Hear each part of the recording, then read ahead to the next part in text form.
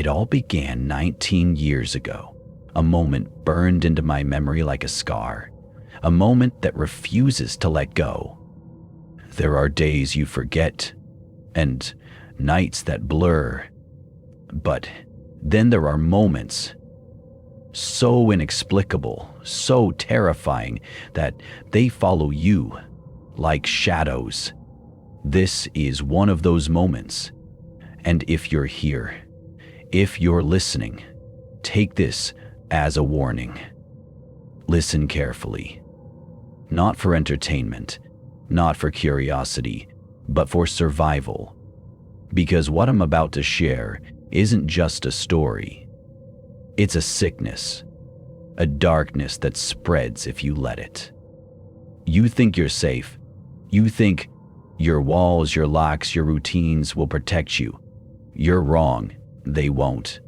Because I thought I was safe too, until the night I wasn't. Before we start, do me a favor. Like this video. Subscribe. It might sound strange, but trust me, after this, you'll want every bit of light you can find.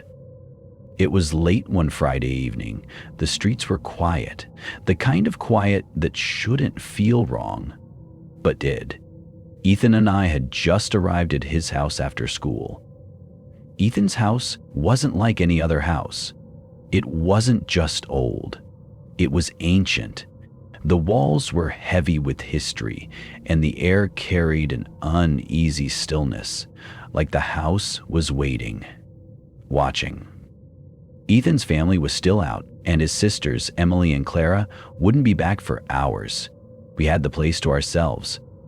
Or at least, that's what we thought. "Hey, I'll be right back," Ethan said, heading for the bathroom beside his room.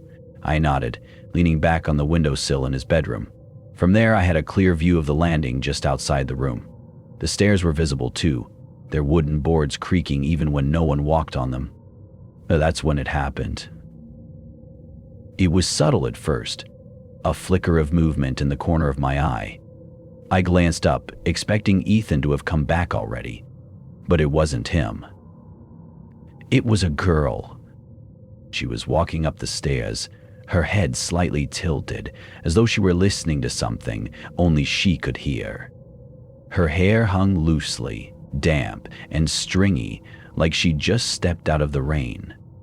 But her clothes didn't make sense. They looked wrong. A long, plain dress, tattered at the edges, something you'd see in an old photograph or a museum. "Emily?" I called out, though I knew Emily wasn't supposed to be home. She didn't stop, didn't even flinch, just kept walking, one deliberate step at a time. "Clara," I tried again, my voice catching in my throat. Still nothing. The girl reached the top of the stairs, and that's when I saw her face, or rather, the lack of it. Her head turned slightly toward me, and my stomach twisted. Her features were blurred, like someone had smudged a painting with their hand. Her eyes were sunken shadows, her mouth an indistinct line that seemed to twitch unnaturally. I froze. My body wouldn't move. My mind screamed for me to do something, anything, but all I could do was stare as she drifted across the landing and into Emily's room. Silence. The oppressive kind. The kind that squeezes your lungs and drowns out every rational thought. "Ethan?" My voice was barely a whisper. I forced myself to move, my legs feeling like lead as I crept toward the landing. The door to Emily's room was slightly ajar, the light spilling out onto the floor. I reached for the handle, my hand trembling, and pushed the door open. The room was empty.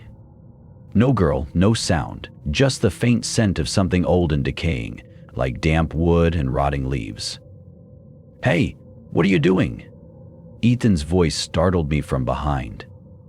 I spun around, nearly colliding with him.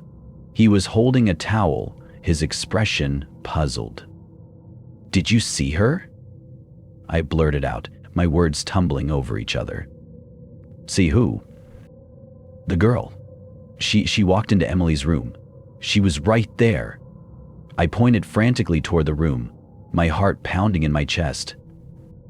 Ethan stared at me, his face slowly shifting from confusion to something else, something darker. "You saw her, didn't you?" he said quietly, his voice almost a whisper. "What are you talking about?" I demanded, my panic growing. Ethan's eyes darted toward the stairs, then back to me. "You saw the girl, the one we don't talk about." I felt the blood drain from my face. "What do you mean, the one we don't talk about?" Ethan hesitated, glancing toward the empty room as if he expected her to reappear. "Look, we need to go downstairs. Now." We hurried down the stairs, and for the first time, I noticed how unnaturally cold the house felt, the kind of cold that bites into your skin and settles in your bones. Ethan led me into the living room, his movements stiff and deliberate. He closed the door behind us, locking it with a sharp click. "Ethan, what the hell is going on?" I demanded. He hesitated before speaking, his voice low and shaky. "We've seen her before.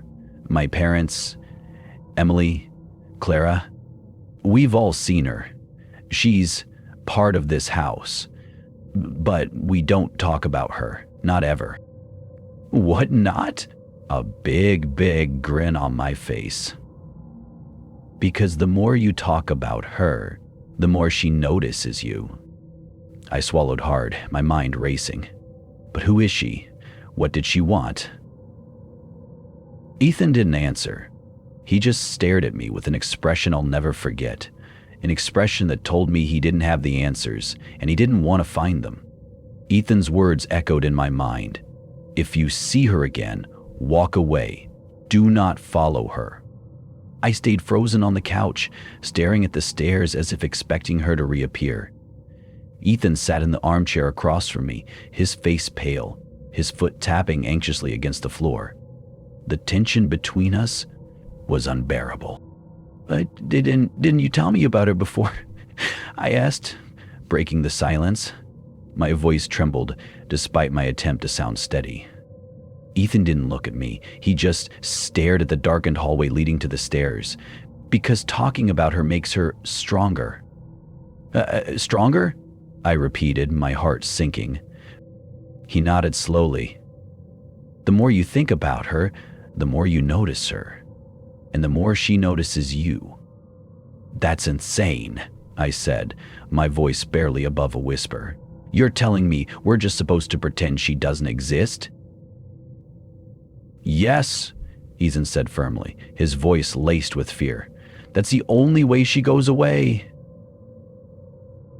I shook my head, frustration and fear bubbling inside me. "This isn't normal, Ethan. Your whole family knows about this and no one's done anything. What is she? Why is she here?" Ethan finally looked at me, his eyes dark and hollow. "We don't know. She's just part of the house. Always has been." The room fell silent again, except for the faint creaks of the old wooden beams overhead. I tried to focus on the ticking of the grandfather clock, its steady rhythm somehow grounding me, but then I heard it, so faint at first that I thought it was my imagination. "Head whistle." "Did you hear that?" I asked, my voice shaking. Ethan's eyes widened. He didn't say anything, but the way he froze told me everything I needed to know. The whispers grew louder, still unintelligible, but undeniably real. They seemed to drift down from the stairs, winding their way through the house like a living thing. My heart pounded in my chest as I turned toward the hallway. "Ethan," I said, my voice barely above a whisper. "What do we do?" He didn't answer. He just stood up slowly, his movements stiff and deliberate. "Stay here," he muttered, heading toward the stairs. What? No, I hissed, grabbing his arm. You said not to go near her. I'm not going near her, he replied, his voice flat. I'm just checking. Checking what? I demanded, panic rising in my chest. And then I heard it. A single heavy sound from above. My blood ran cold. Ethan? I called out, my voice trembling. No response. Thought. This time, it was louder, more deliberate. It came from Ethan's room. My mind raced with 1,000 possibilities, none of them good. Against my better judgment, I stood up and made my way toward the stairs. Ethan? I called again, my voice echoing in the empty hallway. This isn't funny. Answer me. As I reached the top of the stairs, the air grew colder, heavy with an unplaceable tension. The door to Ethan's room was slightly ajar, the faint glow of moonlight spilling out onto the floor. I hesitated, my heart pounding so loudly I was sure it would wake the entire house.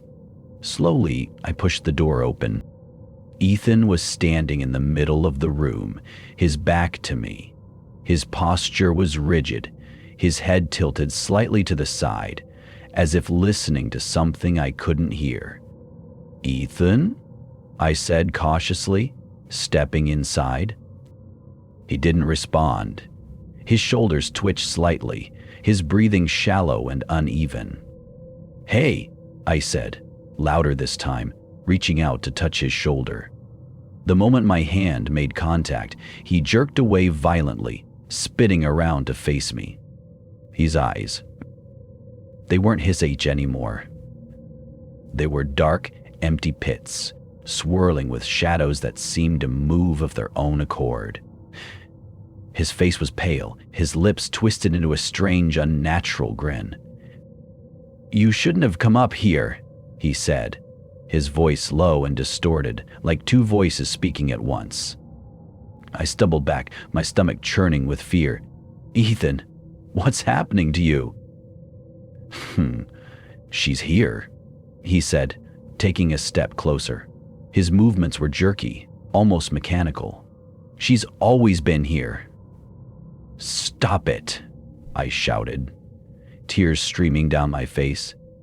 This isn't funny, Ethan. He tilted his head again, that awful grin widening. It's not Ethan anymore. I bolted for the door, slamming it shut behind me and racing down the stairs. The house felt alive now, the walls groaning and the floorboards creaking as if they were trying to trap me. The whispers were back, louder and more frantic, echoing through every corner of the house. As I reached the living room, I stopped dead in my tracks. The girl was there, standing in the middle of the room. Her blurred face was turned toward me, and her head twitched unnaturally.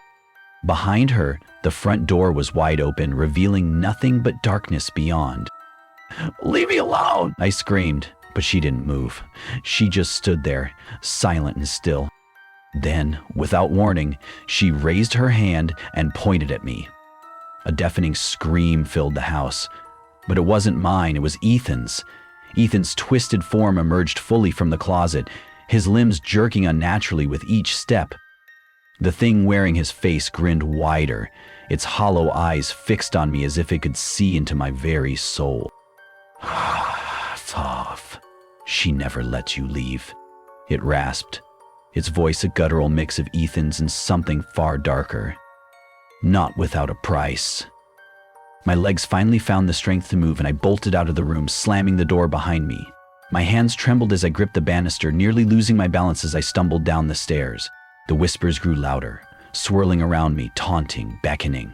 The faceless girl was gone from the living room, but the front door was still wide open. Freedom! I didn't think twice. I sprinted for the door, my breath hitching with every step. The cold air of the night hit me like a slap as I burst outside, my heart pounding with a mixture of terror and relief. The driveway stretched out before me, leading to the quiet street beyond. I didn't stop running. The shadows of the ancient house loomed behind me as I reached the street. My lungs burned, my legs felt like jelly, but I kept going. Streetlights flickered as I passed, casting eerie patterns on the pavement. The whispers still echoed faintly in my ears, as if the house was calling me back. But then I saw them. Ethan's parents' car was parked at the corner, its headlights off, the engine idling faintly. I slowed, relief washing over me. Maybe they could help. Maybe they knew how to stop whatever was happening. I approached the car cautiously, my breaths coming in shallow gasps. "Mr. and Mrs. Carter?" I called out, my voice trembling. No response. I edged closer, peering through the driver's side window. What I saw inside made my stomach churn. Ethan's parents sat motionless, their eyes wide and staring straight ahead, their faces pale as death. Their mouths were slightly open, as if frozen mid-scream. And then, I noticed their hands, both gripping the steering wheel, with knuckles white, fingers bent at grotesque angles. "Run." The single word came from Mrs. Carter's lips, her voice barely audible as though dragged from the depths of her soul. I stumbled back, my heart pounding. Before I could process what I'd seen, the whispers returned, louder and more insistent, echoing from every shadow around me. I turned and ran again, my mind a blur of panic and disbelief. The street stretched on endlessly, the houses blending together in a dizzying haze. The whispers seemed to follow me, growing louder and louder, until they were deafening. And then the road changed. The smooth asphalt gave way to rough, uneven stones. The familiar streetlights flickered out, replaced by dim, flickering lanterns. The air grew heavier, colder, and the world seemed to shift around me. I stopped, my chest heaving, as I realized I was no longer on Ethan's street. I was back in front of his house.